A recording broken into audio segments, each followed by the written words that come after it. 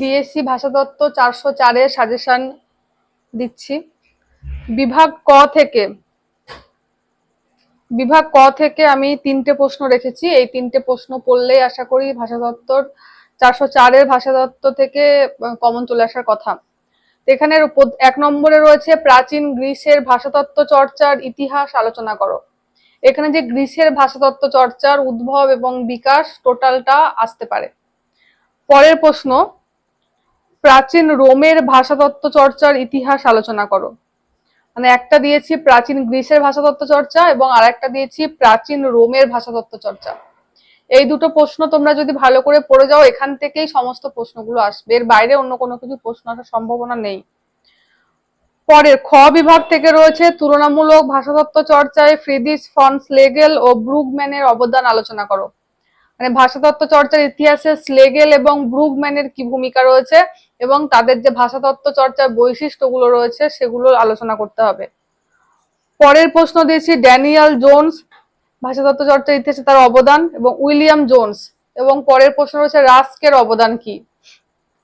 বিভাগ গ থেকে দিয়েছি গঠনমূলক ভাষাতত্ত্ব চর্চায় ফার্দিনান্দ দা সসুর। গঠনমূলক ভাষাতত্ত্ব চর্চায় এর অবদান কি তার আলোচনা করো। ফার্দিনান্দ দা সসুরের একটা প্রশ্ন পড়লেই আমার মনে হচ্ছে এনাফ। ফার্দিনান্দ দা সসুরের একটাই প্রশ্ন দেখে যাবে। বিভাগ ঘ থেকে দিয়েছি সঞ্জননী ভাষাবিজ্ঞানের জনক হিসাবে চমস্কি কোন ধারণা ব্যক্ত করেছেন। চমস্কির ধারণাটা এবং তার এই যে সংবর্তনী সঞ্জননী ভাষাবিজ্ঞান সেটা ছকের মাধ্যমে দেখাতে হবে, রেখাচিত্রের সাহায্যে সংবর্তনী সঞ্জননী ব্যাকরণটা আলোচনা করে দেখাতে হবে। পরের প্রশ্ন, সংবর্তন কাকে বলে, উদাহরণ সহ ও রেখাচিত্র সহ সংবর্তনের ধারাটি আলোচনা করো। তাহলে এই প্রশ্নটাও খুব ইম্পর্টেন্ট, সংবর্তন কাকে বলে এবং রেখাচিত্র সহ সংবর্তনের ধারণাটা আলোচনা করো।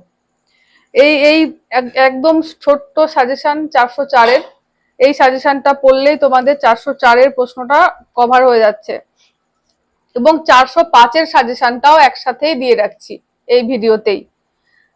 405 এর বিভাগ ক থেকে প্রথমেই রাখা হয়েছে শৈলীর বৈশিষ্ট্য হলো বিশেষ প্রকাশভঙ্গি।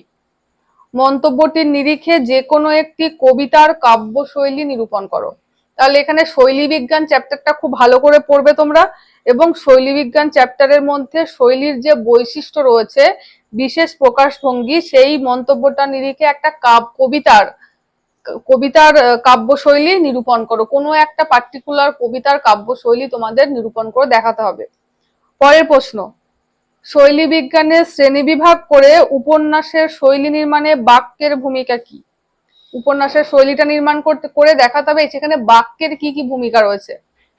পরের প্রশ্ন, সমাজ ভাষা বিজ্ঞানের সংজ্ঞা দাও এবং সমাজ ভাষা বিজ্ঞানের একটি শ্রেণী নির্বাচন করে বর্ণনামূলক সমাজ ভাষা বিজ্ঞান সম্পর্কে আলোচনা করো।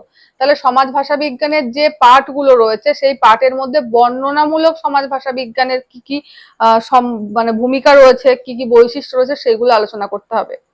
এবং আরেকটা প্রশ্ন রয়েছে মনোভাষা বিজ্ঞান, এর ডিটেলসটা একটু পড়ে যেতে হবে মনোভাষা বিজ্ঞানটা। পরের বিভাগ খ, এবার বিভাগ খ এর সাজেশনে প্রথমে দেওয়া হয়েছে ক্যাম্পাসের ভাষা।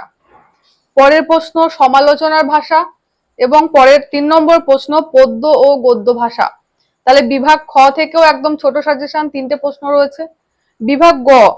বিভাগ গ থেকে দেয়া হয়েছে খবরের ভাষা, বাংলা প্রশ্নতন্ত্রের ভাষা, পরের প্রশ্ন সম্ভাষণের ভাষা এবং শেষ প্রশ্ন উদাহরণের ভাষা। তাহলে এটা গেল বিভাগ গ। এবং বিভাগ ঘ থেকে আসছে ব্ল্যাকমেলের ভাষা, 2 নম্বর প্রশ্ন দ্বিতীয় ভাষা, 3 নম্বর প্রশ্ন স্থাবকতার ভাষা এবং 4 নম্বর প্রশ্ন ইংরেজি ভাষা। এই কটা প্রশ্ন তোমাদের সাজেশনে দেয়া হয়েছে। আশা করি এই প্রশ্নগুলো পড়লে তোমাদের অনেকটা উপকৃত হবে তোমরা। এর কিন্তু যেগুলো তোমরা এতদিন ধরে পড়েছো, যেগুলো আমার সাজেশনে নেই, সেগুলো তোমরা দেখে যাবে। এমন নয় যে এই সাজেশন থেকেই পরীক্ষায় আসবে। সবার পরীক্ষা ভালো হোক এই শুভকামনা।